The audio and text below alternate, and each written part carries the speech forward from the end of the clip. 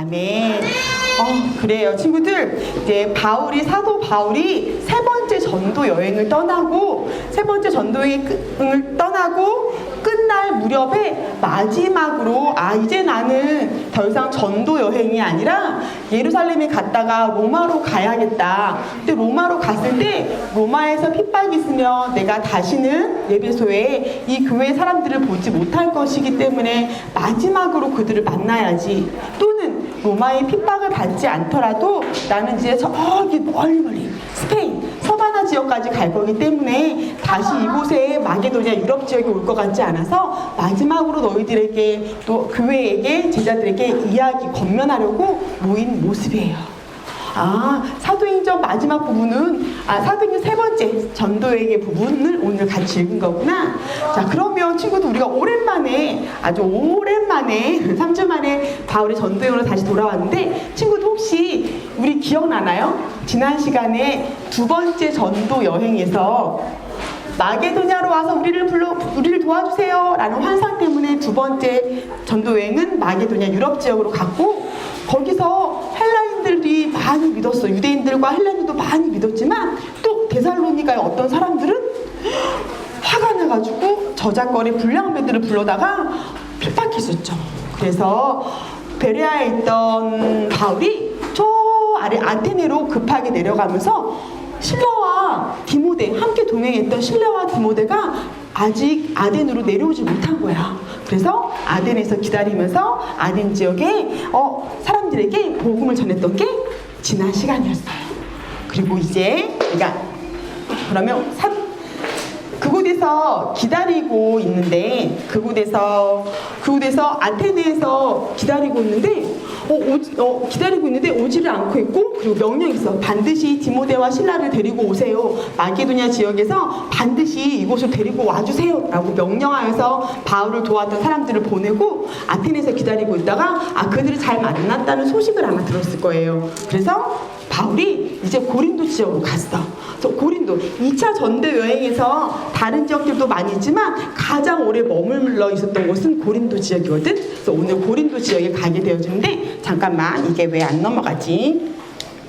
다시 됐다. 그렇지? 바울의 세 번째 전도 여행은 아직은 시작된 게 아니야. 아직은 2차 전도의 마지막 마무리예요. 그런데 바울의 세 번째 전도 여행에 바울이 누구게? 맞아요. 서운한 바가 있어서 이제 지금 머리를 다 깎고 난 상황이야. 세 번째 전도에 거의 끝나갈 무렵이에요. 그런데 바울의 표정이 어때? 바울의 표정이 평안하고 좋지 않아요? 그렇죠. 우리가 생각할 때는 온갖 환난과 핍박이고 피해가고 그러는 와중에도 또 담대하게 말씀 전하고 붙고 막 이랬던 것 같은데, 바울은 굉장히 평안한 가운데서 세 번째 전도여행을 지금 하고 있는, 거의 마무리가 되어져 가고 있는 상황이야. 자, 그런데 아까 말했던 것처럼 다시 전도로 돌아올게요. 아테네에 있다가 고린도 지역에 갔어. 근데 고린도 지역에 가서 오랫동안 머물러 있다고 했죠? 고린도 지역에서 이제 동역자들을 또 만나게 되어지는데, 브리스길라와 아굴라 많이 들어봤죠? 많이 들어본 두 내외. 본도 로마에서 글라우디오 때에 칙령에 따라서 로마를 다 떠나, 유대인들아 다 떠나거라 해서 이곳에까지 와 있었는데, 여기서 바울을 만나게 돼요. 그래서 아굴라와 브리스길라를 만나게 되어지는데 그들이 천막을 짓는 사람이었어. 그래서 이때는 바울도 이곳에 왔을 때는 여기서 천막을 짓는 일을 하면서 살게 됐거든요. 그래서 아까 우리가 오늘 같이 읽었던 말씀 본문에서 내가 수고해서 약한 사람들을 도왔고, 내가 수고해서 나와 나의 동행자들이 먹고 사는 것들을 내가 다 감당했었다라고 했던 것처럼, 고린도 지역에서는 바울이 천막 짓는 일을 아굴라와 브리스길라와 같이 하면서 안식일에 또 뭐 했을까? 안식일에는 회당에 찾아가서 회당에서 유대인들과 헬라인들한테 하나님 말씀을 강론하고 가르치고 권면한 일을 했겠죠. 그렇게 살고 있을 때 드디어 18장 5절에 보면 드디어 실라와 디모데가 이제 마게도냐에서 바울에게 오게 돼요. 바울은 고린도 지역에서 그렇게 브리스길라 아굴라도 만나고 또 안식일에 가서 회당에서 가르치는 일을 하지만 18장 5절에 보면 실라와 디모데가 이곳에 위험한 곳을 일단은 떠나서 이곳에 와서 같이 만났을 때 굉장히 힘을 얻었던 것 같아. 이때는 이렇게 표현하거든. 바울이 실라와 디모데가 마게도냐로부터 내려오매 바울이 하나님의 말씀에 붙잡혀 유대인들에게 예수는 그리스도라 밝히 증언하니, 그전에도 밝히 말씀을 증언했을 텐데 실라와 디모데, 나의 사랑하는 동역자들, 나의 제자들이고 나의 동역자들이 돌아오니까 바울이 굉장히 힘이 났던 것 같아. 그때는 밝히 증거해서 예수가 그리스도신다라고 하나님의 성령에 붙잡혀서 말씀을 전했다라고 이야기해요. 이제 바울이 전도행을 하지만 이제 점차 3차 전도행 때에는 바울과 함께하는 동역자들의 이름이 한 사람 한 사람 계속해서 등장하게 돼. 그리고 바울이 계속해서 말씀을 전했지만 이제 바울을 통해 말씀을 들었던 브리스길라와 아굴라 같은 사람이 이제는 또 다른 사람에게 말씀을 전하여서 그들이 예수님을 증언하는 일을 보게 돼. 그것이 18장에 아볼로라고 하는 알렉산드리아의 아볼로가 이곳에 에베소에 왔는데 거기서 그가 강론하는 걸 들어보니 브리스길라와 아굴라가 뭔가 좀 다른데, 그가 세례 요한의 회개와 세례는 알지만 그리스도에 대해서 정확하게 알고 있지 않는 것 같다라고 해서, 아볼로는 굉장히 대학 도시, 그러니까는 학문적인 도시 알렉산드리아에 온 사람이고 굉장히 성경에 능통하고 언변이 좋은 사람이라고 했는데, 성경의 세례를 몰라도 성경 말씀에 예수가 그리스도이신 걸 전하는 사람이었는데 브리스길라와 아굴라가 불러서 예수님이 이런 분이에요 라고 더 정확하게 말했을 때 아볼라가 그걸 알게 되어지고, 나중에 고린도 전서에 아볼라가 다시 등장해. 그때는 얼마나 열심히 있는 전도자가 되었냐면 바울과 견주어요. 너희가 고린도 교회 너희가 나는 아볼로 파요, 나는 바울 파라 라고 하지만 나는 심었고 아볼로는 자라게 했다. 아볼로는 물을 주었다. 결국은 심으나 자라게 하나 물을 주나 자라게 하는 이는 하나님 한 분이신데 너희가 아직도 육신에 속한 그리스도인이냐, 너희가 누구에게 속하여 있다고 말하길 좋아하느냐 라고 해. 그렇게 아볼로가 바울과 견주어질 만큼 열심히 전도하고 열심히 교회를 세우는 그런 일을 했다는 거야. 근데 그 아볼로에게 그리스도에 대해서 명확하게 알려준 사람이 누구라고? 브리스길라와 아굴라. 바울이 전도한 사람이, 바울이 그에게 좀 더 강건하게 정확하게 예수를 알려준 사람이 이제는 또 다른 사람에게 전하여진 일이 벌어지는 거야. 우리 친구들, 전도사님이 여기서 친구한테 얘기하죠? 이제 우리 친구들은 또 나아가서 다른 친구들, 정확하게 알지, 복음이 정확하게 뭔지 모르는 친구들한테 전해줄 수도 있고, 복음을 모르는 친구들한테 또 전해줄 수 있고, 내가 전도한 그 친구가 어느 날은 보니까 나보다도 더 어쩌면 예수님에 대해서 잘 알고 예수님을 전하는 사람이 되어있는 그런 일들이 생명이 있으면 우리 교회 안에 벌어진다는 거야. 그런 일들을 보게 돼요. 그런데 또 하나는 실라와 디모데가 왔지만 바울 속에서 많이 위축되었던 것 같아. 말을 많이 하지 못했던 것 같아. 이곳 고린도에 가서도 회당에 찾아가서 일단 하나님의 말씀을 맡았던 유대인들한테 말씀을, 그리스도를 전했지만 그들이 또 어떻게 했을까?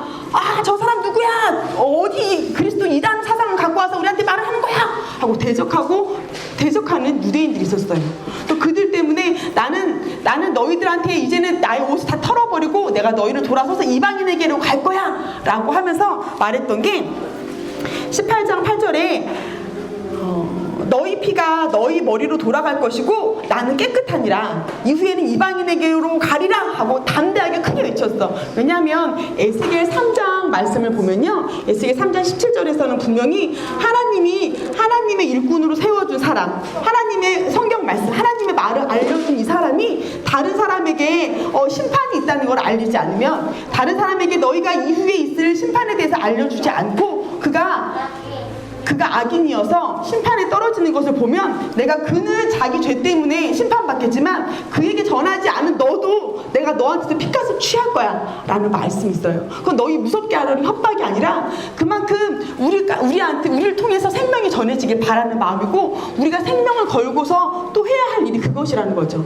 그래서 바울이 가서 유대인들한테 가서 아무리 얘기해도 그들이 대적하는 것을 볼 때 기억한 거 그것이야. 나는 너희한테 정말 전하려고 했어. 내가 나의 동조 유대인 너희들한테 먼저 전하려고 했잖니.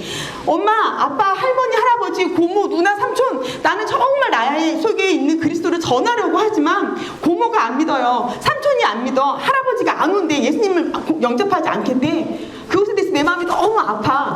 하지만 그는 그리스도를 영접하지 않음으로 심판에 떨어지겠지만 내가 할 것을 다 한 것에 대해서 하나님 나를 측은히 여겨주신다는 거야. 그런데 몰라라. 나는 주일날 엄마 따라 교회 가면 되고, 나는 예수님 영접했고, 나는 상관없고, 나는 잘 살고 잘 먹고 잘 살고 이런 것에 대해서 하나님이 마음 아파야 하신다는 거야. 내가 너한테 그 핏값을 너한테 맡겼잖니. 너 주변에 있는 사람은 너가 그 핏값에 대해서 책임져야 되지 않겠니? 라고 하는 것을 바울이 말하는 거야. 그렇게까지 내가 너희들의 유대인에게 말하고자 너희의 피에 대해서, 너희의 심판에 대해서 내가 말했지만 너희가 대적한다면 내가 이제 떠나겠다 라고 할 때 정말 속이 상해서 하는 말이에요. 나는 너희 피에 대해서 깨끗해. 난 너한테 아무리 전하려고, 거리낌 없이 전하려고 했지만 너희가 받아들이지 않는 것은 이제 더 이상은 할 수 없고 이방인에게로 가겠다라고 얘기하죠. 그런데 그게 마음 좋았을까? 바울의 마음속에 이거는 이제 뚫지 못할 산처럼 느껴졌을 테고 끝도 없는 일처럼 정말 여겨졌을 거야. 그런데 이날 하나님이 찾아와요. 그래서 주께서 말씀하시기를 두려워하지 말래. 내 생각에는 바울은 하나도 안 두려워할 것 같죠? 그런데 이게 굉장히 침체되어 있었나 봐. 주님이 나타나서 두려워하지 말고 침묵하지 말으래. 바울은 말을 전하려고 이 온 곳을 다 다니는 사람인데 너 침묵하지 말으래. 왜냐면 내가 너와 함께 있을 거래. 하나님이 내가 너와 함께 있겠다라고 하는 것은 굉장히 큰 터닝포인트가 되기도 하고 큰 전환점이 되기도 하고, 우리 각 사람이 하나님 앞에 있을 때 하나님이 태환아 내가 너와 함께 있어 라고 하는 한 말씀이 내 안에 들어온다면 그것 때문에 평생을 주님을 위해 살아갈 힘이 생겨요. 우리 1장 8절, 사도행전 1장 8절에서도 성령이 오시면 내가 너와 함께 할게 라고 말했지만 옆에 집 이야기 같이, 뭐 남의 집 얘기 같죠. 성경책이라고 하는 거 속에 나와 있는 것 같지? 하지만 내가 주님께 정말 내 마음을 토로할 때 주님이 내가 너와 함께 있을게. 지휘야 내가 너와 함께 있을게. 너가 여기서 이 소용돌이 치는 곳 가운데서 아무도 너를 해하게 할 자가 없을 거야. 그리고 또 하나, 고린도에는 내가 사랑하는 백성이 아주 많아. 고린도는 굉장히 국제도시였어요. 고린도 지역이 여기다 보니까 아시아로도 가죠, 유럽으로도 가죠, 이쪽으로도 가죠. 굉장히 발달되어 있는 항구 도시였기 때문에 굉장히 번창한 도시고 경제적이고 막 경제의 부를 이루고 또 여기에 온갖 문화의 중심지가, 철의 중심지가 다 되었거든. 그래서 볼 때는 여기는 도대체 동성연애도 많고 여기는 뭐 그 가족끼리 뭐 입으로 말할 수 없는 별의별 범죄가 다 있고 돈은 너무 펑펑 많아서 썩어 문드러질 만큼 것이고, 도대체 바울이 볼 때 이곳은 어떤 곳인가 싶은데 하나님은 다르게 말씀하신 거야. 이 성 중에 내가 사랑하는, 나를 사랑하는 백성이 아주 많대. 그래서 바울이 전도행을 다닐 때 굉장히 짧게 다녔어요. 그런데 이제 그때서 내가 너와 함께 하여서 이곳에 내가 사랑하는 백성이 많다라고 하는 말씀을 들었을 때 1년 6개월을 고린도에서 있게 돼. 그래서 1년 6개월을 있는 동안에 진짜 총독이 바뀌면서 갈리오라고 하는 총독이 새로 세워졌거든요. 그랬더니 이제 유대인들이 또 다 바짝 일어나가지고 바울을 막 대적하면서 법정으로 데려갔어. 그런데 바울이 법정에 세워져서 바울이 변론을 하려고 하는데 갈리오가 아니야 말할 필요도 없어. 나는 너희들의 문화와 언어와 종교에 관한 문제에 대해서 나는 전혀 관계하지 않겠어. 갈리오 총독이 바울이 변론하기도 전에 말할 필요도 없어. 아냐 하고 나는 너희 관여하지 않겠다 라고 했더니 유대인들이 화가 나서 그곳에 회당장 소시된 데를 데려다가 막 때려서 법정 앞에 때렸어요. 그러면 다른 총독들은 이제 폭동이 일어날까 봐 걱정이 돼서 막 꼈거든. 그리고 혹시나 나한테 어떤 이득이 생겨서 또 그 일에 꼈어. 관여했어. 그런데 그는 그렇게 하지 않았어요. 그냥 내버려뒀어. 자기들이 데려가서 해당장을 때리든지 말든지 이것에 대해서 관여하지 않겠다라고. 정말 주님이 나타나서 너가 여기서 아무도 너를 해하지 않을 거야 라고 했던 말씀처럼 눈 뜨고서 막 앞에서 막 끌어오고 데려오고 변론하고 때리고 난리인데 바울한테는 아무 힘쓸 일도 없는 거야. 내가 변론조차 할 필요도 없을 만큼 그렇게 하나님이 일을 끌어가시는 걸 보았겠지. 그리고 바울은 더 주의 성령의 음성에 의지하는 사람이 되었을 거야. 그리고 예배소 지역에 이제 여기서 그렇게 소요가 일어나고 나서 예배소 쪽으로 왔을 때 여기에서 예배소의 사람들이 우리한테 더 있어서 우리한테 말씀 좀 더 많이 가르쳐 주세요 라고 할 때 바울이 아니야, 주의 성령이 인도하시면 올 것이야 라고 작별하고 이제 돌아가요. 그렇게 해서 잠시 동안 이곳에 안디옥에 잠시 동안 있다가 바울이 또 몇 날이 못 돼서 며칠이 못 돼서 다시 이쪽 비시디아 갈리디아와 이쪽 부르기아 이쪽 지역에 가서 다시 여기 계속해서 말씀을 전하면서 루스드라, 더베, 다소 여기 다 말씀을 전했던 곳이죠. 1차부터 여기 가서 다시 제자들을 굳건하게 하고 그리고 나서 다시 3차는 또 한 바퀴 돌게 돼요. 그들을. 그래서 그렇게 시작하는 게 3차 전도 여행이에요. 3차 전도 여행을 시작하면서 19장에 보면 이전과는 좀 분위기가 달라.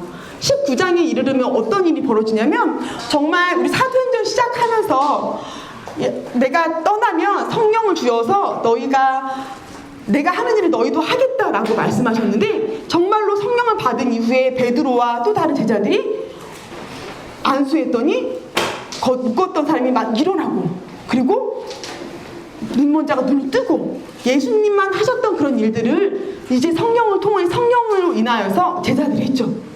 그런데 바울한테도 그런 일들이 있어. 그런데 그것이 한층 더 주의 사람이 돼요. 19장에 대해서는 어떻게 표현을 하냐면 일단 19장에 가면 이제는 예수님을 증거할 뿐만 아니라 너희가 믿을 때에 성령을 받았느냐? 하고 이제 물어요. 내가 예수도 알고 요한도 알고 그리스도이신 것도 아는데 근데 너가 예수를 믿을 때 성령의 세례를 받았느냐? 라고 성령의 사람인데 바울이. 내가 아니요 그런 거는 알지도 못했는데요. 성령이라뇨 예수가 그리스도라고 하는 것을 우리가 이제 알아요. 그런데 성령이라뇨? 라고 할 때 바울이 안수함에 성령이 임하여지고 그들이 똑같이 권능을 받아서 방언을 말하고 예언을 하게 되어지는 그런 일들이 벌어져. 그리고 더 나아가서 하나님이 바울의 손으로 놀라운 능력을 행하게 하시니 그렇게 전도하고 에베소 지역에서 2해 동안이나 머물면서 날마다 유대인이나 헬라인에게 말씀을 전하였던 그 사람 바울을 하나님이 높이셔서 이제는 바울을 통해서 바울이 걸쳤던 손수건, 앞치마 이런 거를 가져다가 아픈 사람한테 올려놓으면 그가 나음 받았어요. 정말 예수님이 하셨던 그 일들이 바울을 통해서 정말 날마다 강론하여 예수가 그리스도심을 전하고자 하는 그 핏값에 대해서 정말 하나님 사명을 가지고 나가서 그 핏값을 건지려고 하는 그 바울한테 하나님이 정말 예수님처럼 똑같이 그도 일을 하게끔 하는 게 19장이에요. 그리고 이제는 바울의 이름을 사칭해서 어떤 마술하는 유대인들이 내가 바울이 믿는 예수의 이름으로 명하노니 악귀야 떠나가라 못 걷는 자야 일어서라 라고 할 때 실제로 악귀가 떠나가고 그 사람이 내가 바울이 믿는 예수를 사칭해서 그 예수의 이름으로 일어서라 라고 하면 심지어 일어서는 거예요. 이거는 사람들은 다 놀래겠지만 바울이 어떤 사람이라서 예수님이 이 땅에서 하시려고 하는 그 일을 계속 해나가려는 사람이어서 그래서 하나님이 바울을 통해서 그런 일들까지 하게 하는 거지.